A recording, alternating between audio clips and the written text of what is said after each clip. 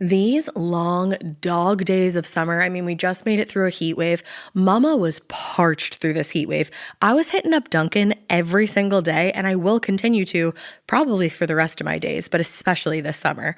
Dunkin' is helping everyone stay cool this summer with its lineup of refreshers. These drinks are packed with bold, fruity flavors and served ice cold. It's amazing. Dunkin' refreshers are the perfect afternoon pick-me-up. I like to start my morning with them personally, and then sometimes I go back for a second one because I'm just feeling crazy. They come in a variety of delicious flavors, including fan favorites mango pineapple and strawberry dragon fruit. And then for a limited time, there's black cherry and there's pink pineapple. I'm going to tell you something right now, and it's a bold claim, let me tell you, but I stand behind it. Pink pineapple will change your life. It is so good. It has me feeling like I'm sitting in a pool, resort side, just living, honey. It's so yummy. Try your favorite flavor with green tea, sparkling water, lemonade, or Dunkin's all-new limeade. I haven't tried the limeade yet, but I'm going to. Usually I get my drinks made with green tea and occasionally lemonade, but I do really like the green tea. Or if you don't want to build your own, try one of Dunkin's curated refreshers like the Cherry Lime Ricky or the Ultimate Pink Daydream. The Cherry Lime Ricky, scrumptious. I could drink like 3 of these a day. They're so freaking yummy. Head to Dunkin' today and find your favorite refresher. Dunkin' refreshers contain less than 1% fruit juice. Limited time offer. You know what's really terrifying? That unfinished college degree lurking in the background, just sitting there waiting for you. That's where Southern New Hampshire University comes in. With flexible online degree programs, there's no commuting, no rigid schedule, and no more excuses. Plus, they have some of the lowest online tuition rates in the U.S. Visit snhu.edu/morbid to learn more before your degree becomes just another story about what could have been. Every good detective needs a partner to support them on important cases. Think of a State Farm agent like your sidekick, there to help you along the way in your search for coverage. State Farm can help you choose the coverage you need, whether it's for your home, car, boat, or even RV. With so many options, it's nice knowing you have help finding what fits for you so you can get back to solving all of life's bigger cases. Go to statefarm.com or use the award-winning app to connect with a local agent and get a quote. Like a good neighbor, State Farm is there. Your hair looks really good. Oh, thank you. Hey, weirdos, I'm Ash. And I'm Alaina. And this is Morbid.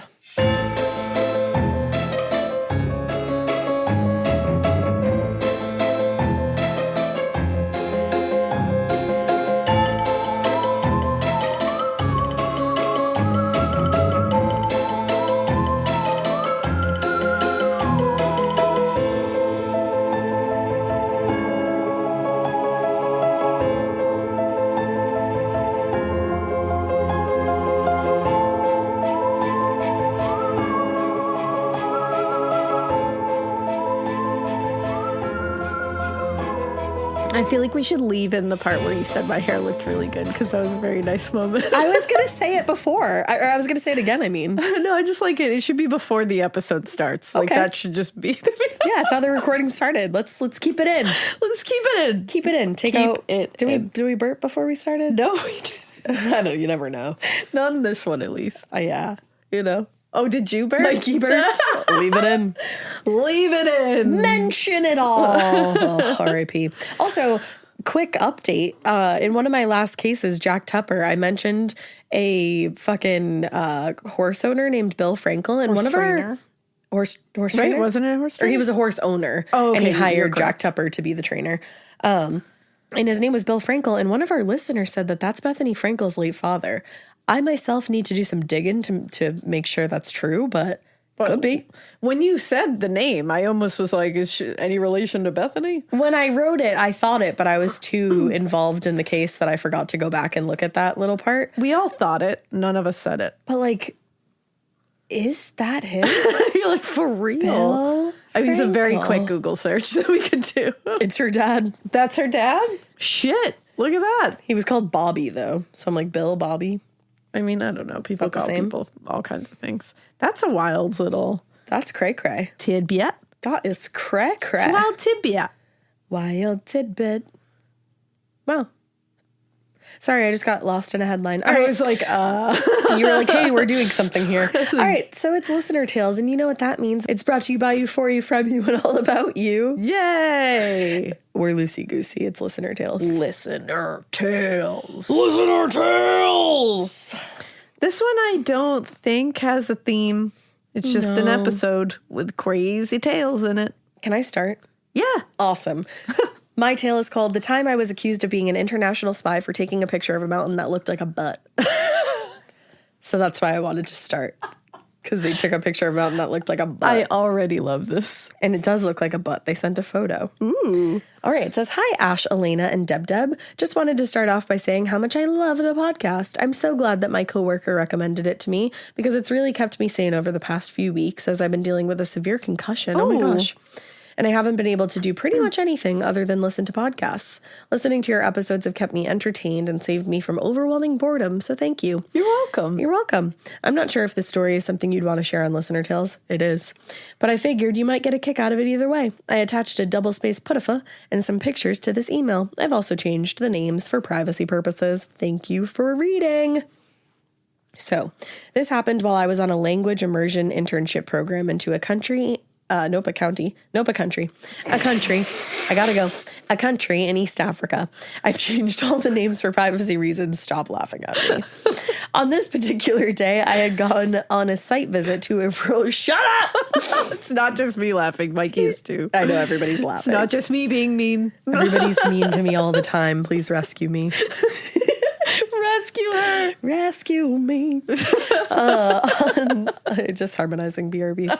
On this particular day, I had gone out to a site visit to a rural women's banking collective with some employees of the nonprofit I was interning with and a woman from the UN who funded the nonprofit. That's pretty fucking cool. The day had already been longer than expected because we had to stop for about an hour on the way to the village for a road to be built. Oh, you know. Just gotta pause. This road is being built. Now, I still have a lot of questions about the road being built because if it wasn't there in the first place, why were we going that way? That's what I was gonna ask. Maybe it had been built, then destroyed, and they were rebuilding it. Maybe. I don't know. Who knows? We'll never know. Anyway, we were running late because of the road situation, and I was extremely hungry because I hadn't eaten anything all day after the woman from the UN had regaled me with stories about getting typhoid from food she ate in a similar context. Oh, that'll get you hungry. That will make you not want to eat anything ever. I felt bad for not accepting the food from the generous woman who offered it to me, but I have already had enough stomach issues as it is, and I really didn't feel like I could take the risk. I was also starting to get nervous because the sun was starting to go down, and I had been warned many times about the dangers of being out after dark. So you can imagine my delight when my coworker pulled the car over for no apparent reason and pointed excitedly out the window saying, "Look, Anna, what does that mountain look like?" Being the annoyed wet blanket I was feeling like in that moment, I replied in a monotone, "A butt, Gemma. It looks like a butt." Do you want to take a picture?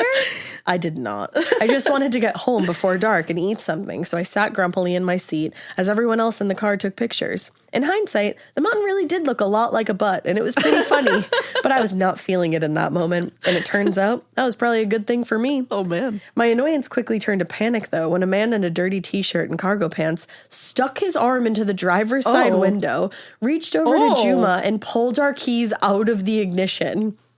The way my entire body would shut down in that moment. Just cease to exist. The fight or flight response that I am currently feeling just thinking being in that position is outrageous right now. Gotta go. Naturally, Juma, who was in the driver's seat, asked the man what he was doing and demanded the keys back. The man responded that he was a police officer, doubt it, and couldn't give the keys back because we were a threat to national security since we were taking pictures of the landscape close to the border and foreigners were in the car. Now, this was clearly bullshit because the village we had been at earlier was much closer to the border, and we had been taking a buttload of pictures there without issue. No pun intended. I'm also not even sure he was a police officer since he didn't give us any form of ID and was definitely not dressed like a police officer. I wouldn't count on it. Yeah, no. I explained to him that I was not in fact a spy, but rather a student, and offered multiple times to show him my passport and visa. He was uninterested.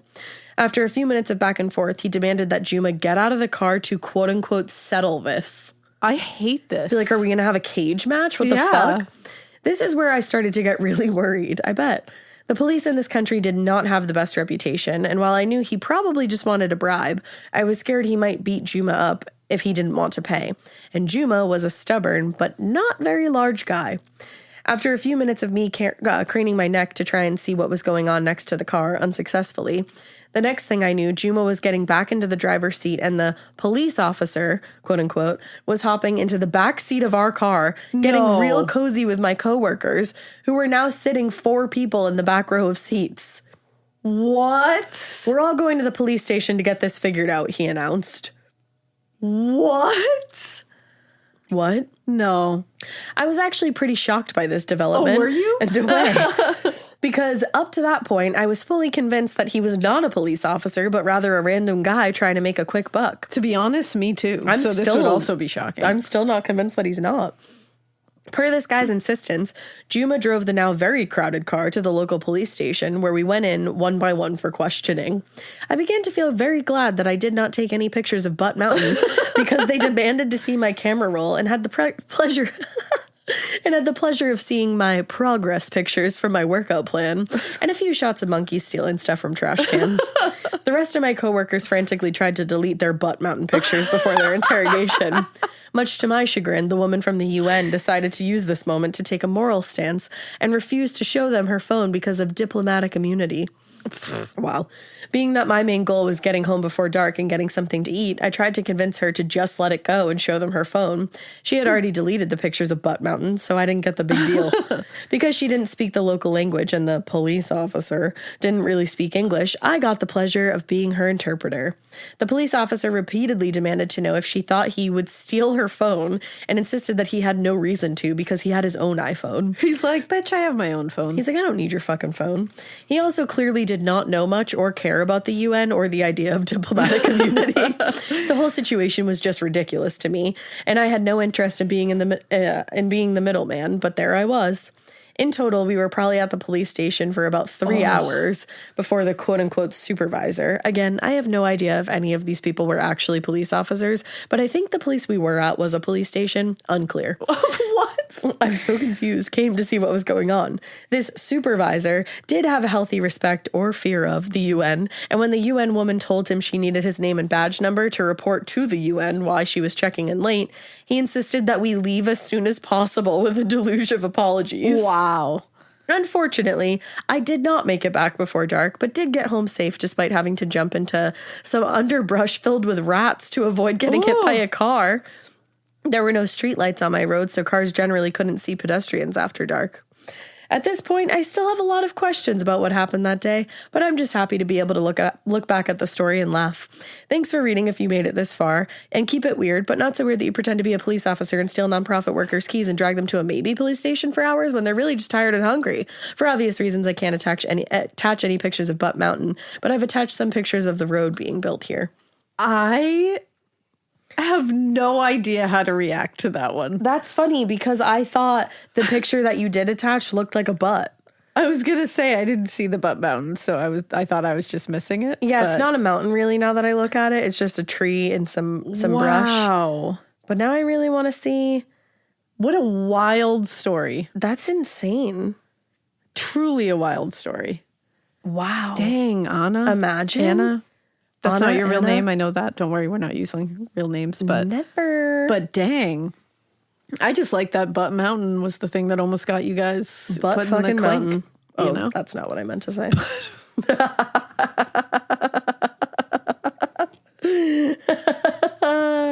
Oh, Bye. man.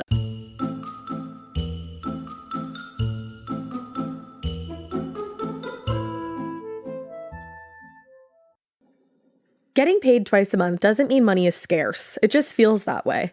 That feeling makes you do weird stuff, like putting things on a card you didn't need to. Earnin removes that feeling.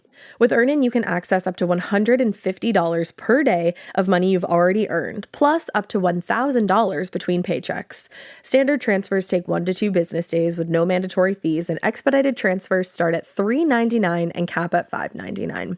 5 million people are already on it, and honestly, it's wild it didn't exist sooner.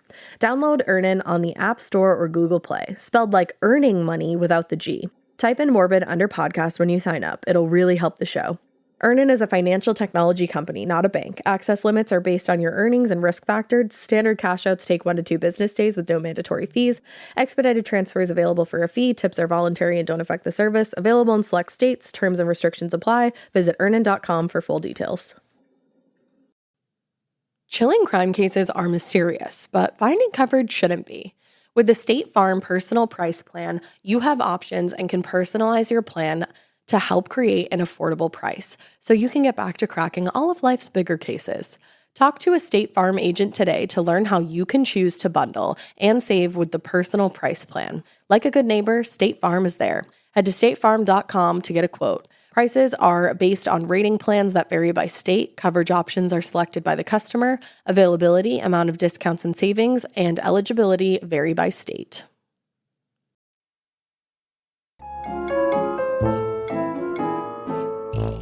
All right, well, I'm going to move on to listener tale. My husband was kidnapped as an infant by child traffickers. What? All right. Let's see what this is about. It says, thank you so much for the opportunity, Deb. Hey, Deb, shut up. Hello, weirdos. First of all, my husband is alive and well and was unharmed in his kidnapping. Good. I put the subject line as a question because this was my reaction when my mother-in-law told me the story. You can call me by a name I have always loved for a little girl, Siggy, short for a Norwegian name, Sigrid. Ooh. Oh, I like that. I was originally planning on using my real name and coming up with an attempted, witty, and humorous introduction, considering my name is androgynous and is often mistaken for a man's. I am not a man, and unfortunately have the postpartum bodily scarring to prove it. However, for the purposes of this story, and to bend to the will of my I can never say that word. Catastrophizing. There you go. Right? Anxiety sounds good. I will be using aliases. That's totally fine with us. A few things before we get into it. Number one, I feel I should be shunned from the podcast universe for not having heard of your show prior to my book club picking The Butcher and the Wren for the month of October last year. Hey, that's awesome. Alaina, your novel was amazing, and I loved every bit of that book. Thank you.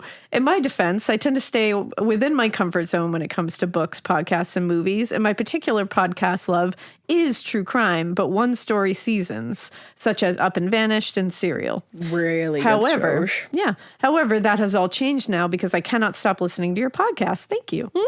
Shout out to my fellow Morbid Weirdo listeners, Lauren, Aaron, Andrea, and Katie. They all gave me permission to use their real names. Hell yeah, you guys. Hell yeah. Number two, since listening to the show, I've literally laughed out loud hearing Ash's unique vernacular term, including terms such as mans, thickums McGee, and engaged. Congrats, by the way. Also, being that I am I'm a sixth generation Appalachian. I always say it wrong. Okay, Appalachian mountain woman. I can confirm you just told me how it's pronounced. It's pronounced Appalachian. Thank you. I will hold on to that now. I firmly believe that anytime Appalachian is mispronounced, an ancestor of mine rolls over in their grave saying, bless their heart, dripping in old Southern lady condescension. So for the sake of my gone but not forgotten family members with cool-ass names like Icy and Zeta. Oh, hell yeah. Just say it correctly, folks. Appalachian. Appalachian from and here honestly, on out. It feels right. It feels better. Finally, this story is not mine to tell. I take pride in sharing it because my husband was kidnapped is a great addition to Two Truths and a Lie. Truly. But ultimately, the only morbid-worthy happenings in my life have involved my father in a ski mask trying to scare me and a local criminal trying to escape the law by entering my house. Those are pretty good. Yeah, I feel like the second one in particular. And though both experiences were equally traumatizing, this story is much more entertaining and just freaking insane. I myself even found it hard to believe when I first heard it, but it's as true as a dog's love for its human. Aww. I do have a few what I've called Siggy side notes scattered throughout the story to clarify things or to add interesting tidbits. Those are from me, but the bulk of the story is from my mother-in-law's perspective. So without further ado, here is my mother-in-law Drew's story of her 5-month-old baby, T, kidnapped in Hawaii. Oh my God. She chose the name, and it made me laugh considering the podcast we are submitting this to. Hey, Ash's fiance. It is long, so if it doesn't get played on the podcast, I completely understand. But I felt y'all would appreciate the read given the story. I've attached the double-space putafa, another term I'm now obsessed with, for your viewing ease, as well as the newspaper article about the story, so you know it's real. And some picture of my mother-in-law, my husband and I, and my own little guy for reference. Oh my God, the most beautiful child. Is adorable. So beautiful. Aww. By the way, Ash, she is a Libra and I'm a Virgo. Okay. Oh, there we go. We got a Libra in here. Oh, one more side note. My dad has some creepy stories, like my aunt waking up in a cemetery across the street from their house as a kid, and my Nana, pronounced Nana, being temporarily paralyzed by otherworldly beings. So if you'd like me to share those, let me know. Please do. We would like that. Keep on keeping it weird, my gals. Siggy. Oh, your family's so beautiful. Truly a gorgeous family. Oh my God, your little baby. All right. Many of us have had moments in life that we can look back on and realize how extremely brave and lucky we are for having gotten through them. For me, the kidnapping of my child was such an event. I just got full chills down my body. My body whomped. I remember the day clearly, October 10th, 1989. My son was just 1 day shy of 5 months and was very much still an infant. We had just relocated to Waikiki, thank you, from Cupertino, California. We had been living with my mom and my unhinged stepfather and wanted a new living environment for the health and safety of my son and I. I was a radio DJ by trade and had decided to go to Hawaii to work for my friend, who was a new program director at KPOI, Honolulu's rock station. A few weeks prior to this incident, I had managed to secure a small studio apartment in Waikiki for T and myself. I recall being shocked at the extremely high cost of rent. I was on the hunt for a babysitter so that I could work in the evening hours. My general shift was going to be from about 10 p.m. to 2 a.m. After failed attempts at finding care through the people I had met, and after scouring the newspaper ads without success, I decided to place an ad myself. Several people responded to the ad, and in Hawaii, a lot of ladies take on childcare from their homes. Surely I'd be able to spot someone who was not a legitimate caretaker, right? This area is known for being very welcoming and family-oriented. One person in particular responded and left multiple messages. I was going through a few others and had not called her back yet. However, she called me again, sounding almost pushy about the job. I should have seen that as a red flag, as none of the other applicants had that same approach. But I really needed to find a sitter, and I honestly didn't think much of it. I finally spoke with her, and we talked for about 30 minutes. She sounded nice. She had kids of her own. She was a retired nurse, etc., all the normal-sounding stuff, so we set up a time to meet in person. This initial contact was right around the time of my birthday, October 7th, so it's easy to recall the events in the timeline. I remember going into her apartment, which was very close to my own. It was a tall, high-rise building sitting in the Alaina Canal in the middle of Waikiki. This is important to the story, as being familiar with this building was one of the main factors in knowing what happened to T. Since it was close to my birthday, we agreed that this woman, who we will call Stella for the purpose of the story, would try out an hour or two with my son and see if it was a good fit for us all. I was super overprotective of him, being that I was a 25-year-old single mother living 2,400 miles from home. Holy cow. Therefore, I always had anxiety when anyone else watched him aside from my mother. I'm that way anyway, so don't worry. Mm-hmm. Except it's me that gets to watch them. I decided to go out for a few hours to the Hard Rock Hotel and Casino. It had recently opened and was supposed to be an amazing experience. We decided on a date and time, and I really looked forward to a few hours on my own.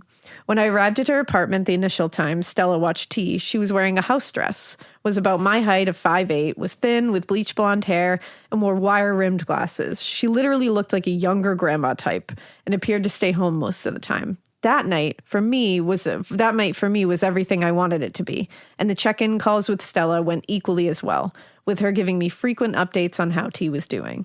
I felt very excited to be moving on with my life and away from living with my abusive stepfather. After a few hours of dinner and drinks, I called a cab and headed back to the apartment complex. When I got back to her 21st floor apartment, Stella quickly opened the door and invited me in. The baby was sleeping soundly in a bed we had made on the floor, and he looked peaceful and happy. We talked about how she was feeling, how I was feeling, and confirmed that we both wanted to do this again in the future. I scooped the baby up, went down to the awaiting cab, and back to our new apartment. Stella and I continued to talk on the phone in the coming days, and she always asked how T was doing and what he was up to on any given day. Nothing seemed out of the ordinary. Conversations were normal. She listened to my request, and she seemed like a genuinely nice person. I never once felt any weird vibes or feelings when we spoke. Isn't that so scary? That's terrifying. Some people just don't give off the vibe that they're a fucking monster. The next opportunity for her to watch him was on the night of October 10th. Ugh. I had to go to the radio station to train before I could go on air, so I was scheduled to be there in the early evening, late afternoon for this purpose. I thought it would be a great time for Stella to watch the baby again and do another trial run before I had to work full time. As I had done before, I bundled the baby up, filled his large diaper bag with all the things he could possibly need, and caught a taxi back to Stella's apartment.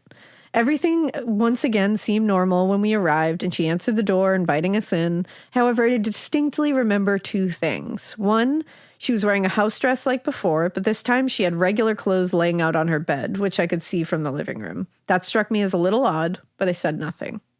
Two, she had placed two very large suitcases directly adjacent to the front door.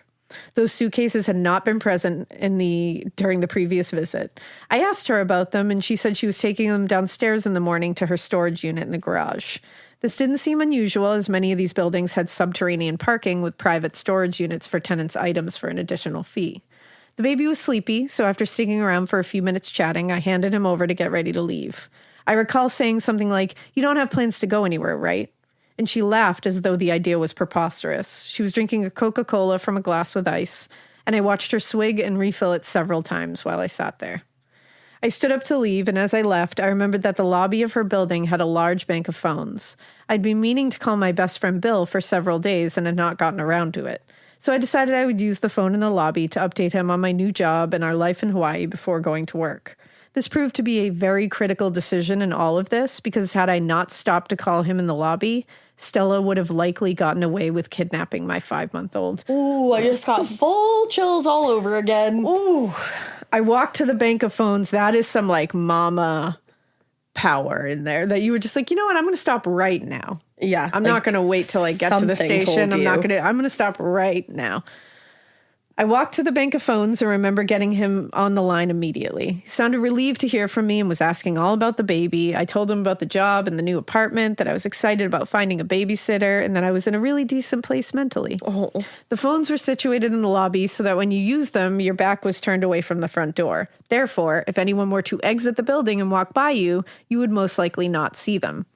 Just before Bill and I said goodbye, he said, "Please take care of T. And if I were you, I would go back up there one more time to check on him." What? Fucking Bill. Why would you say that, too? Like, that's kind of, like, you wouldn't think your friend would just say that He's randomly. just like, you know what?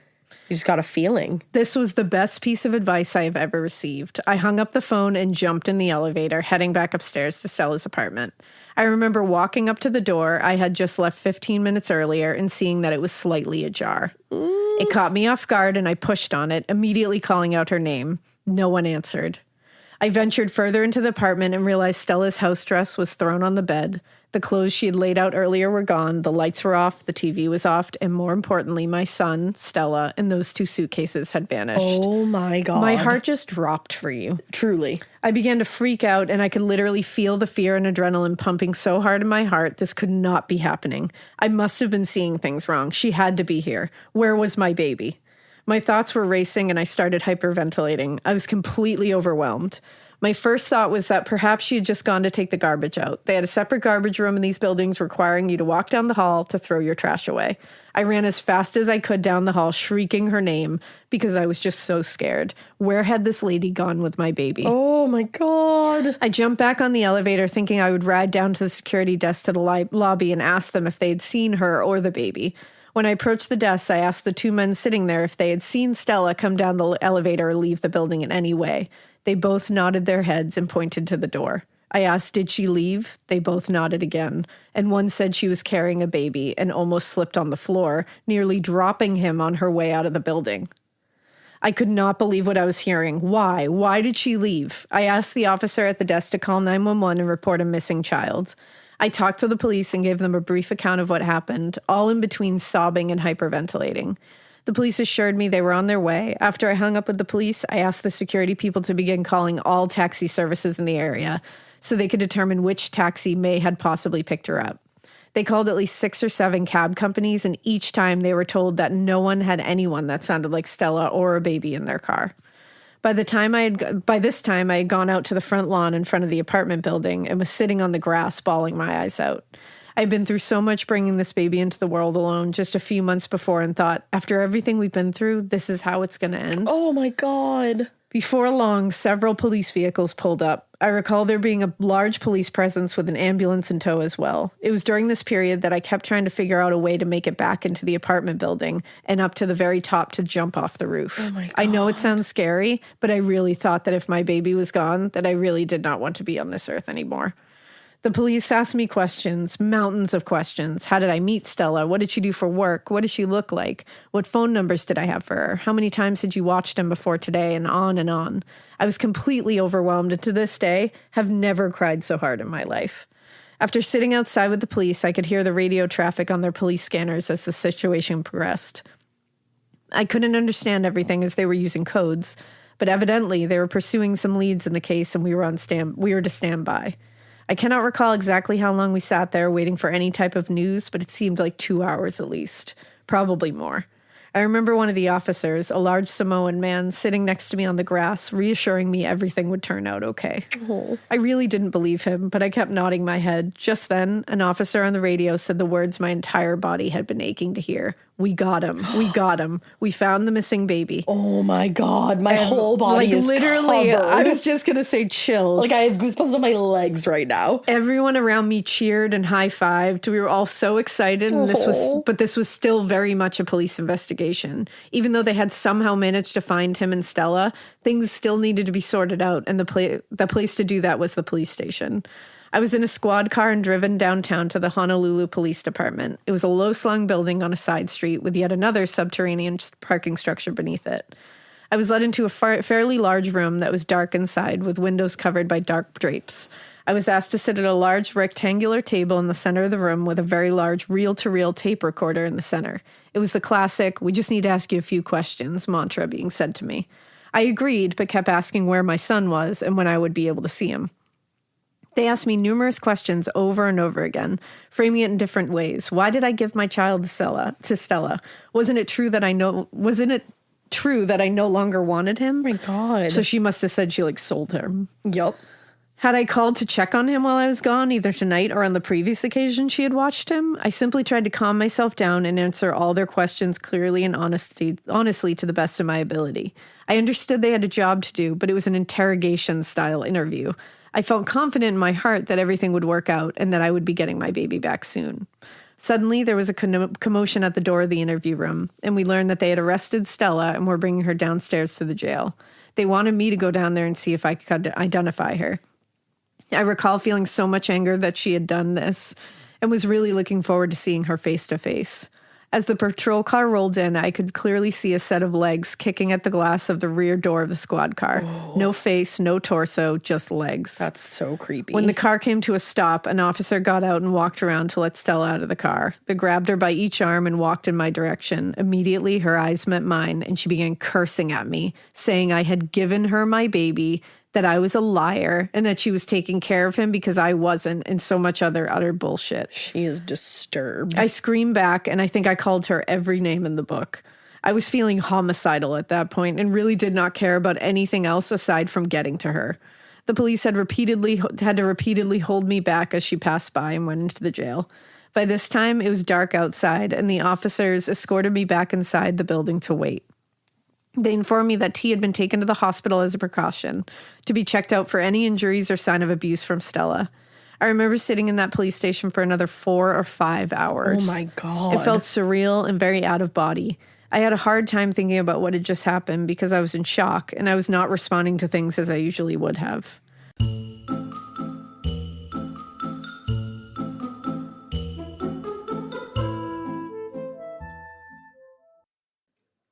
This part of the show is brought to you by Anua, the Korean skincare brand known for scientific, gentle, yet effective formulations. The latest from Anua is the Retinol Collagen Gua Sha Cream, a firming cream with a gua sha-shaped tip built right in. Have you guys heard of gua sha? It's that viral massage tool that moves fluid and tension out of your face. Less puffiness, a snatched jawline, honey, more definition in your face. Retinol firms and reduces fine lines, and collagen keeps your skin plump and structured. This cream has both of those things, arguably the most optimal combo for that snatched, lifted look all in one step. I am obsessed with the Gua Sha cream. First of all, it feels so cool to the touch when you put that on your face. It's just like, Oh, this is lovely. It's like a little spa treatment that you can give yourself. I like to do mine at night after I get out of the shower. I rub the cream on my face with the little gua sha. I'm sculpting that jawline, honey. I got it on the cheekbones. And actually, I had a facial the other day, and the lady doing my facial, the professional, she said, "Do you use a gua sha at home?" And I said, "I do." And I said, "How did you know that?" And she said, "I didn't have those little like bumps in my chin or like different areas like that." So she could tell that I was using the gua sha. And I said, "Oh my God." I just feel like I wake up less puffy in the morning when I do it the night before. But you can do it whenever you want to. I, 10 out of 10, recommend this product. The Anua Gua Sha Cream Value Set is available at anua.com, already discounted. Use code MORBID for an extra 10% off. That's ANUA.com, code MORBID. The Sherwin-Williams summer sale is here. Get 30% off select paints and stains or 35% off their newest product, Emerald Symmetry, July 17th through the 27th. Whether you're looking to refresh your interior or your exterior, they've got the colors to bring your vision to life. And with delivery, getting everything to your door is easier than ever. Shop online or visit your neighborhood Sherwin-Williams store. Retail sales only. Some exclusions apply. See store for details. Delivery available on qualifying orders.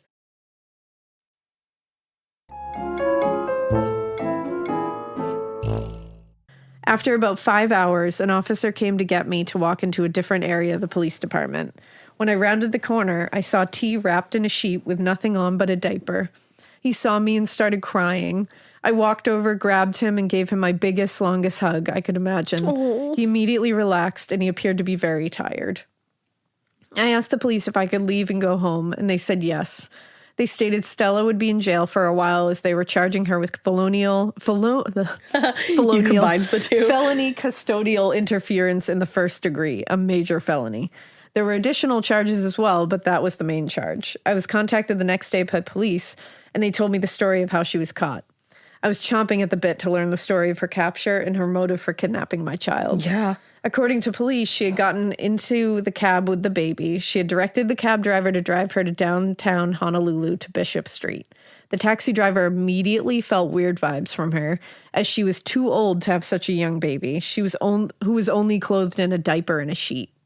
What? He asked whose baby he was, how old he was, and whatever information he could glean from her. Wow, this guy's like great. Seriously. She told him she was caring for a friend's child because the mom needed a break and could no longer care for him. Wow. Her response to his questions and her vague answers really grabbed his attention.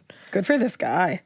While the taxi driver was driving to the destination, he told her he needed to make a stop for gas. She agreed, and he pulled over to a gas station. When he got out, he called into the taxi stand, explaining that he was driving an older lady with a baby and that he was concerned for the baby's welfare. Wow. It was then that the taxi company realized their driver was driving around with the missing child everyone was looking for. The driver was instructed to act normally and take Stella to wherever she wanted to go, but to stay with her to find out her actual destination. They pulled in front of a large high-rise in downtown Honolulu.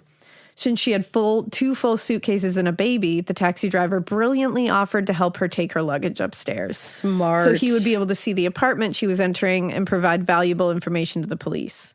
When he got to the apartment with her, he saw an older man and the baby was taken into another room. Oh. The driver immediately contacted police with all the information he had on Stella, including her exact location. They waited several minutes for other officers to arrive before going upstairs to confront Stella and her apparent boyfriend, who was part of the entire plan. When they knocked, no one answered at first. I'm certain they were wondering who could be at the door. After several tries, they opened the door and were confronted by the police. At first, Stella denied knowing anything about a baby and denied knowing me. Like they're not going to find the baby in the apartment, girlfriend? Yeah. The police asked to come in and talk and go over the information that they had with Stella. While they were in the apartment, they heard a baby crying and immediately knew the gig was up. One of the officers walked to a closed back bedroom door and opened it up. Inside, they found T laying in a sheet and nothing more than a diaper. No bottles, no diaper bag, nothing. I'm not sure what happened to the diaper bag I had left with her, but it was gone. What? Both she and her boyfriend were handcuffed and searched. It was during this time that the police discovered passports, other identification, and over $30,000 in cash. What the fuck? It was clear that something nefarious was going on, and both parties were immediately arrested and taken into custody. This is so bizarre. The key to this whole story was the taxi driver. If he had not been alert and aware when talking to Stella, he would have never stopped and called in to report what he was dealing with in the taxi. Since it was already a major response by the police in looking for a baby, and we knew Stella was in a cab at some point, the driver's call was the one we were all waiting for. I was able to get my baby back at the police station, so T and I went home to our new apartment and called my father, who was an experienced police officer for the Sacramento Police Department, and explained what happened. Siggy side note. My husband's grandpa was not only a Sacramento PD officer, but one who had worked the Golden State Killer case and retired as a captain. A real badass. Are you guys trying to kill me out here? Like, what? This story is like just the twists and turns. Seriously. All of it was very hard to believe, and he asked me many questions and for many details. After speaking, he decided the best thing for me was to gather my stuff and hop on the next available plane back to the mainland. I must say it was very disappointing, as I had high hopes for my time with T in our new state. But ultimately, our island time had run its course and wasn't meant to be. I do not blame you. We flew back to Sacramento, not Cupertino. There was no way I was going to put myself and my child back into that unhealthy situation. My father was very, very well connected and was able to find an apartment for me within a few days. Aww. He helped us furnish it, and I began looking for work. We were contacted by the Honolulu District Attorney's Office, letting us know a victim/witness Kokua services? I'm not positive. That sounds right, though. Who could assist me with the resources I may need, as well as to help me through the criminal justice system in Hawaii.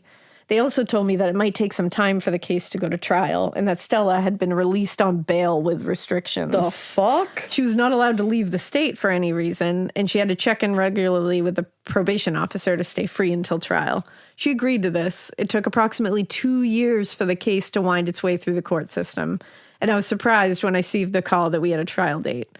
The advocate told me they would be needing me to travel back to Hawaii to be a witness for the prosecution. Oh, man. I was excited that I might see some justice for what had been the scariest, harrowing, and most traumatizing event in my life. It was a warm summer day as I flew out to Hawaii to attend the trial. My mom stayed behind to take care of T, as I had no intention of ever having him step foot in Hawaii again. Immediately upon arrival, I was called down to the victim witness offices. There I met with both prosecutors and their staff. I was asked to repeat the story of what happened from my perspective, and they helped me to recall certain parts of the kidnapping. My mind was unsteady, as I felt I had mentally blocked out much of the incident. It was not something I wanted to talk or think about, but I did my best in recalling the events. For about 3 days, we met every day and went over the questions they were going to ask me. It made certain I responded truthfully, but with an emphasis on certain things that had happened. It was like going to school. The biggest pointer they gave me was to look directly at the jury when answering and to express any emotions I might be having after recalling the events of that day. The following day was the start of the trial. I remember walking into the courtroom and the entire jury box was full of jurors. It was strange seeing Stella sitting at the defense table, as I had not seen her in a long time. I was placed on the witness stand and my testimony began. It soon came to feel like I, not the defendant, was on trial. It's sad how often that happens. The defense attorney painted a picture of me that said I was a bad mom and had let Stella take the baby because I wanted to go out and party. Meanwhile, you were going to your job. He also stressed that I'd willingly given T to Stella and that the only thing she was guilty of was being concerned for the welfare of my child. What was the $30,000 in cash about then? Yeah. Once it came time, and why was it that when you came to, then the police came to the door and asked for the baby, they said there was no baby in the apartment. Exactly. Once it came time for the prosecution to question me, I immediately began crying on the stand. It was super emotional recalling the events one by one and having to explain my thoughts and my actions at every step. I made it clear that in no way had I given my baby to Stella or anyone, and that she never had permission to leave the apartment at any time with my child. I ended up being on the witness stand for 3 days. I gave honest testimony and told the facts as I remembered them. On the third day, I was released as a witness and sent back to my hotel to wait the next step. I felt completely spent and cried several more times recalling the events that I had tried to push down for so long.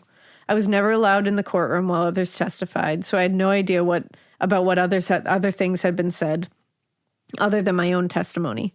On day 4, we were told the verdict had been reached. Siggy side note, I became a Susie Sleuth, as my mother-in-law calls it, and I ended up finding the basic docket information on the case. Hell yeah, Susie Sleuth. The jury debated for less than 2 hours. This spineless bottom feeder was done. Hell yeah. I was asked if I wanted to return to the courthouse, and I declined, as I was scared and nervous and just wanted it to be over so I could get back to California and my baby. The verdict came in that afternoon, and Stella and her boyfriend were found guilty on all counts against them. Good. Her boyfriend was convicted of lesser charges because his involvement had been significantly less than Stella.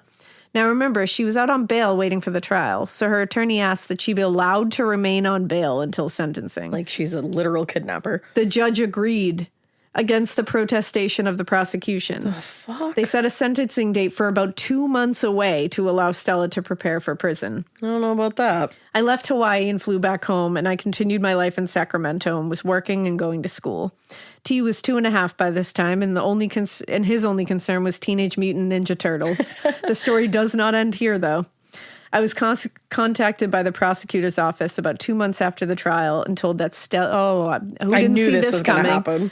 And told that Stella had jumped bail and was on the run. She had somehow managed to get off the island and was to an unknown destination. The way my stomach is in knots for you. The prosecutor assured me that T and I were safe, and they had hard leads indicating that she had escaped to England. How the fuck did she get to England? They had Interpol and the Scotland Yard searching down leads, trying to locate her to bring her back to the United States for sentencing, as a bench warrant had been ordered by the judge in the case.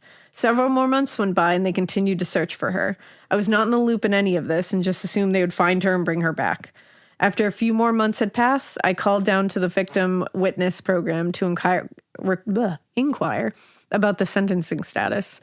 I really did want to know the outcome of everything. It was during this call that I learned from the advocate that Stella had been located, but when they arrived to arrest her at a location in London, she was found dead, strangled to death. Wow.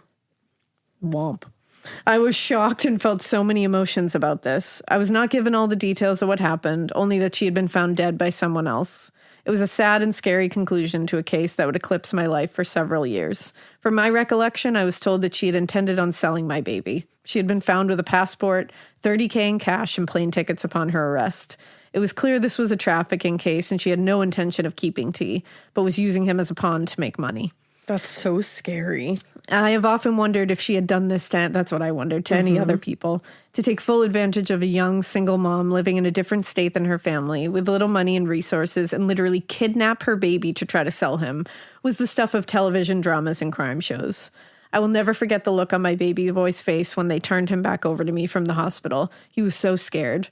I remember that his photo was taken before we left the police station, and he was turned into a news story in the Honolulu Star Advertiser. Oh my God. Siggy side note, my mother-in-law says that she remembers seeing a front-page news story with T's picture on it. However, neither of us were able to locate it when we searched online. I found the articles pertaining to T's kidnapping, but both were small little snippets in the crime section of the main Honolulu newspapers. I've attached them to my email. And FYI, they report that Stella was Drew's roommate, which was solely untrue. The fuck? They did not interview Drew for the story for reasons unknown to her, so some of the details are reported in error. Nice. My true thanks and gratefulness go out to the Honolulu Police Department for finding T so quickly and for really pursuing a case against Stella. I'm just so thankful they believed me. I also want to thank the Honolulu's prosecutor's office for getting the conviction in court and for taking such good care of me through the process. T is now 33 years old, Wow. happily married with a toddler son. I often think of this experience and cannot fathom my life if he was not found and brought back to me. Oh, I'm like going to cry. I know. It is sad that all too many cases like mine do not conclude with positive results. I'm a very lucky girl, and I thank God every day for getting me through this experience, going on to live a happy, successful life, and for making me a Grammy to the sweetest little boy on the planet. Ruin me. Holy hell. What a fucking story. Holy shit. I am without words. It's crazy that we're just like looking at a picture of T, 33 and happy, and he's the little boy at the center of this story. I'm like, I feel tearing up here. Can you imagine being his wife, being Big like, T. there's no way I ever would have known never you. known you. We wouldn't have our baby. And like maybe Drew wouldn't be here. Beautiful baby. I know. Like this little baby. I know their baby is so perfect. Oh, I just want to smush you, baby. But you guys are so beautiful shit. together, and your mother-in-law is so beautiful, and it's just like, holy shit. That is on another level. Thank your mother-in-law, Drew, for writing that down. That was incredibly written, What an by the way. incredibly told story. Holy shit. And thank you for sharing it with us. And thank goodness T is here. And that's awesome. And you guys are Wow. beautiful. And I'm just My whole body is like on fight or flight mode right now. I'm just so stressed out for your mother-in-law. That is one of the craziest tales that we've ever gotten. It's so scary that you have to be worried about that stuff. It is, and it's sad that you can't trust someone to babysit your child. Like, and it's even worse that a lot of people, because it takes a village. Absolutely. You know, and it's really, I always feel really fortunate that I have so many people around me that I trust and that my kids are comfortable with and that are willing to help and able to help. And a lot of people don't have that. No, especially single mothers. Oh, we think about it constantly. Like John and I are constantly like, how do people do this without their village near them? Seriously. And I should say single fathers too. Yeah. Crazy. Wow. Thank you for that. I feel like we Siggy. need something haunted after that. Yeah, bring me a haunted shit. All right. Siggy, thank you for sharing that. Yeah, Siggy, that was incredible. All right, we've got listener tale. Does a demon come with everyone's college tuition or just mine? I'm obsessed already. Obsessed. It says, hello, beautiful spooky listeners. My name is Addison. Yes, you can use my name. Of course, I have to start my listener tale off by saying how amazing and inspiring y'all are. Thank you. Y'all have such an amazing bond with each other and never fail to brighten my day. Enough with all this mushy stuff, though. Let's go down to the nitty-gritty of the scariest fucking night of my life that I still think about to this day. So hang on to your tits. It's going to be a wild ride. Remix. So I'm from Greensville, South Carolina, and attended college at the good old University of Southern Carolina. I remember pulling up to my assigned dorm building with my dad's car packed to the brim of an absurd amount of unnecessary dorm stuff that I planned to decorate my room with. But hey, a girl can't have too much decor, am I right? No. You are right. You are absolutely right. A short commute to the, on the short commute from Greenville to Columbia, I was picturing my dorm to be super cute and homey, but boy, I was wrong. I stepped one foot into that apartment-style dorm and took one look around thinking to myself that there is no amount of home decor in the world to fix this place up. I mean, the place literally looked like Satan himself lived in that very dorm. Was it goth? Maybe. My roommate, Alaina, maybe it was goth, came in after me, and we looked at each other as if we were thinking the same thing. What the actual fuck? My dad, of course, started to do the typical dad inspection of the apartment, and my mom kept assuring me and Alaina that the place wasn't that bad. Mom, be fucking for real. We hugged our parents goodbye and started to make our little hellhole our own. In the first few months, there were very little strange things that would occur. Cabinet doors would be open when we knew we'd left them shut, and the TV would turn on in the middle of the night by itself. These little things didn't particularly scare us because we just thought we were carelessly leaving cabinet doors open or leaving lights on. Valid. A few months later, we both found ourselves a boyfriend. They are now our piece of shit exes. But I digress. Oh, shit. I'm sorry. We both started to basically spend every night with our boyfriends because the apartment was just flat out eerie and scary to be in. I always felt like I was being watched, and I had the feeling we weren't alone in that nasty-ass dorm. As the holidays rolled around, everyone started to pack up and head home for Christmas break, including our boyfriends. So we had to tough it out and stay a few nights in the hellhole. I had to stay an extra few days because I had a job at a stupid-ass pizza place and was scheduled to work for the rest of the week. I made Alaina stay with me that whole week because I would rather sleep on a park bench than sleep alone in that piece of shit apartment. I like that I'm part of this. I do too. I feel good being part of this with you. I like it a lot. She begrudgingly agreed, but broke the news to me that she was leaving a day early. Fuck her. Sorry. I'm just kidding, but still. She gave me a hug, grabbed her things, and walked out the door. I wanted to break down crying, but it's only one night alone. How bad can it be? Luckily, I had to work a double shift that day, so I wasn't in the apartment most of the day. I got back around 10 p.m. that night and made myself some dinner, sat on the couch to watch my comfort show, hell yeah, Rick and Morty. As I was eating my canned soup, dinner, and goldfish, that sounds awesome, we call it girl dinner, I heard what sounded like a cabinet door opening in the kitchen. The place was old as dirt, so literally everything creaked and made noises. I've seen way too many horror films in my life to get up and investigate, so I quickly ran to our room and locked the door.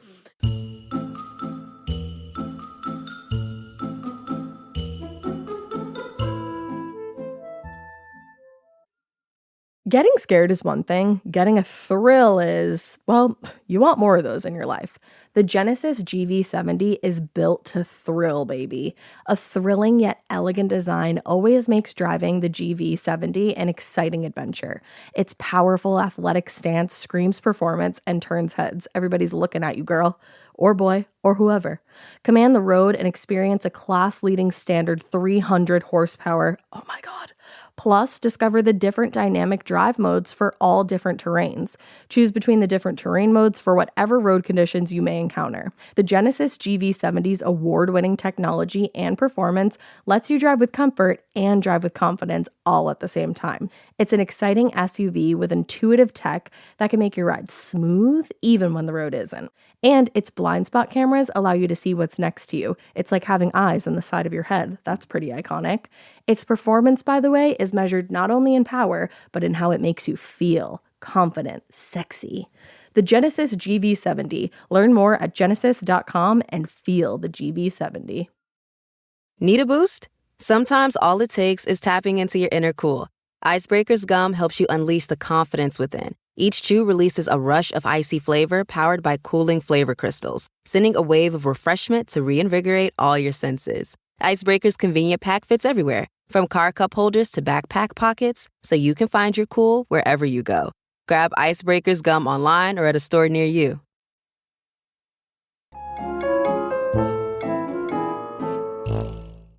The apartment is set up where me and Alaina share a big room with 2 twin beds, and the bedroom door has a big latch lock that you could not get into without a key that me and Alaina tied around our wrists. I got in bed and listened out for any more noises and didn't hear anything, so I basically gaslit myself into thinking that I was being absolutely ridiculous and there was nothing there. We've all done that. Yeah. I turned the lights off and got into bed. My bad thoughts went away quickly as I got lost scrolling through Instagram, which was part of my nightly routine. About 30 minutes passed by when I heard the fucking latch lock on my bedroom door unlock itself. Oh. That's horrible.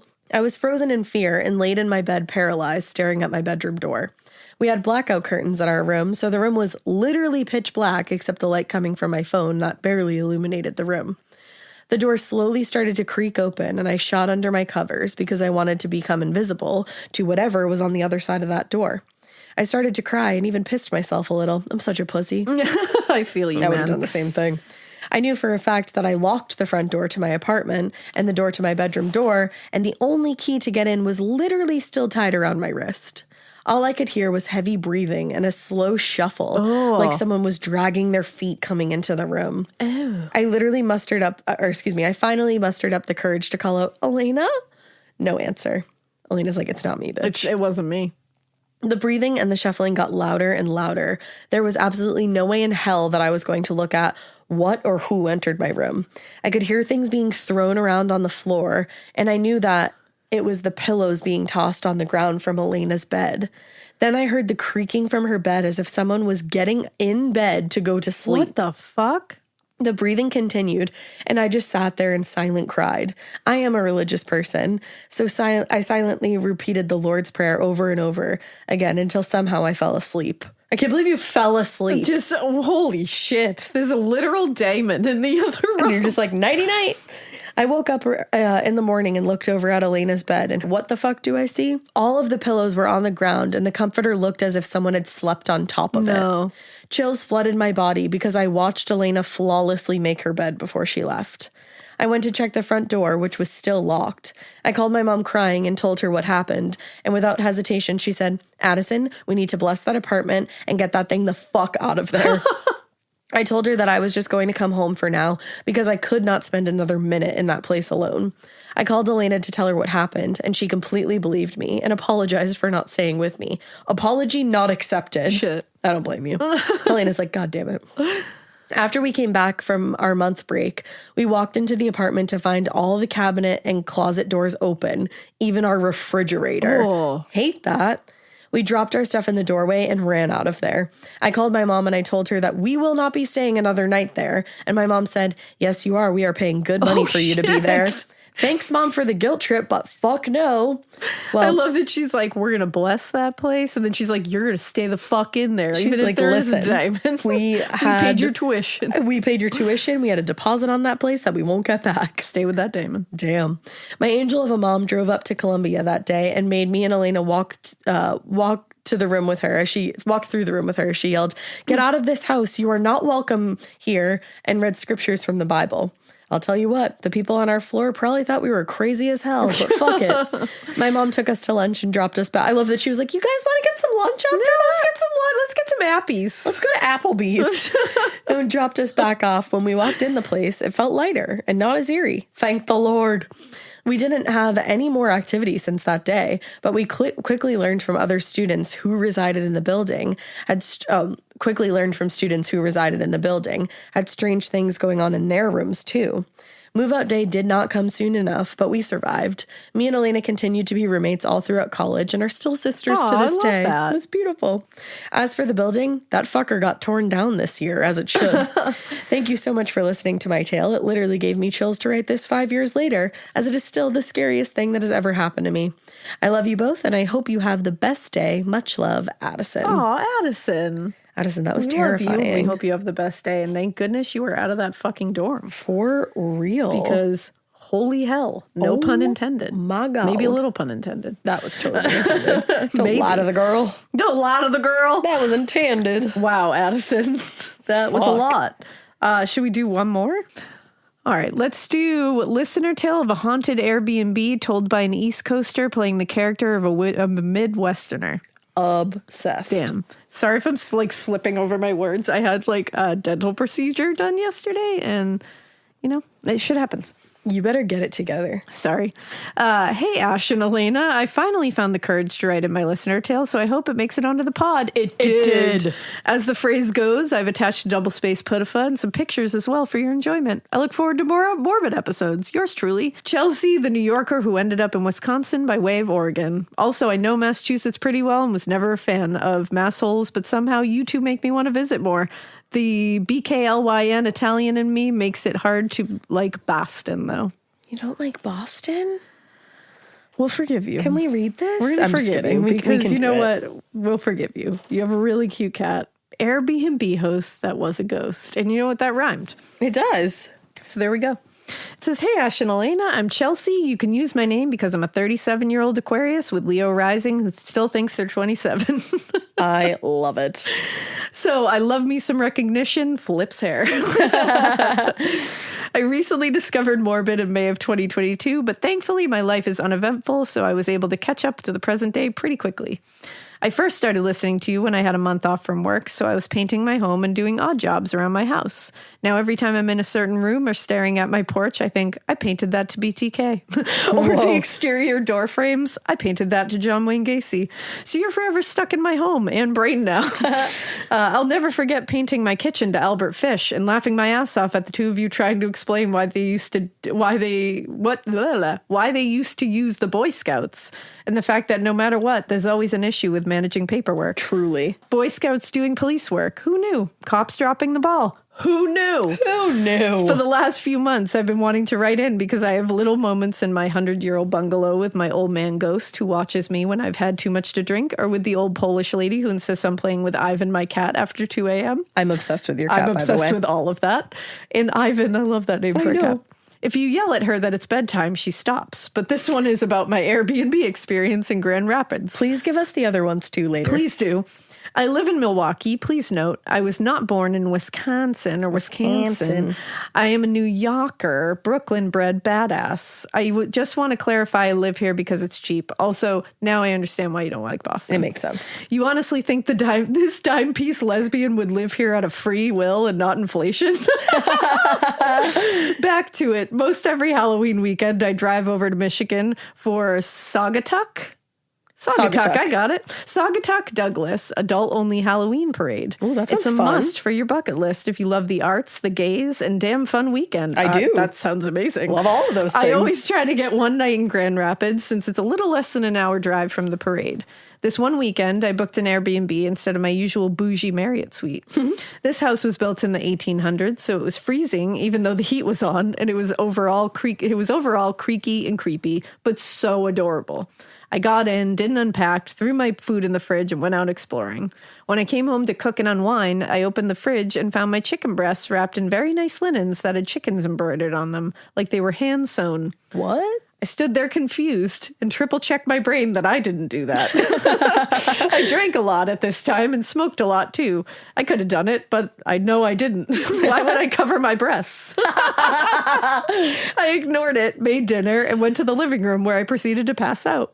However, many hours later, I woke up freezing, so I got up to hit the bedroom, and I passed the bathroom where I noticed all the bathroom products were on the floor. Like someone went in and had a hissy fit over the fact that Tresemme was the shampoo provided. It was me. I knew that I didn't do that, so I took note and headed into the bedroom. I love that you're just like, I didn't do that. In the bedroom, my stuff was neatly placed at the foot of the bed, and one side of the comforters was folded down as a way of inviting me into bed. What the fuck? I also knew I didn't neatly place anything, and the bed originally did not look like this. So now I'm spooked, and I creep into bed, totally wigged out of my brain, thinking, is my Airbnb host a ghost? Yes. And as I'm laying there trying to fall asleep, trying not to wig out, I hear pacing in the kitchen. As if someone is preparing a meal, pots moving, someone walking around the island, the fridge opening. So suffice to say, I did not fall asleep. I also did not go out and investigate. Nope. Fuck that. It can't be a mean ghost if they're trying to meal prep, right? I don't think so. My ex-girlfriend joined me the next day because that's what lesbians do. We break up and then take a mini vacay together just to make sure we know the reasons why we broke up. Wow, if that's not the truth. I love you. I told her about my exhaustion and experience, but she doesn't believe in that stuff and said I was drunk. Well, guess who heard the meal prepping after 2 a.m.? Who's the drunk now? Still me at this time.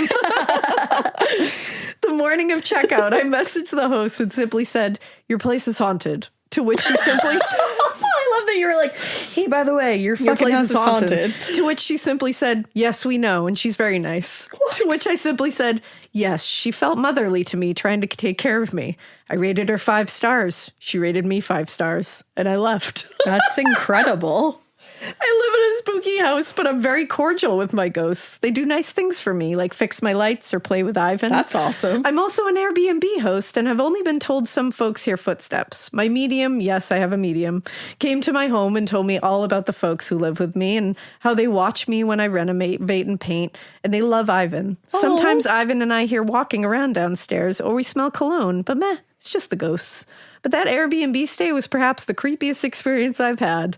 I'm sure the tequila did not help the situation. Never does. If you're ever in Milwaukee and need an Airbnb in a classic 1920s bungalow, look me up. If you end up going to Saugatuck, I hope that's how you say it. I think it is. For the dope-ass Halloween parade, make time for Grand Rapids. The old houses are off the charts there. Google Heritage Hill.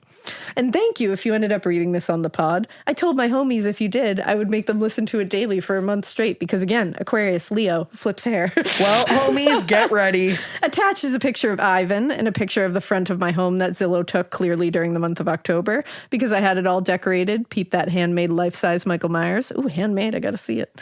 Out of all the things I've accomplished in my life, this is in the top 3. Let me see it. Let me see it right now. Let me see this. Let me see this. Oh my God, look at that. Holy shit. I didn't spot it at first, but then I did. Damn. That's terrifying. You should put that in the top 3. Also, Ivan is beautiful.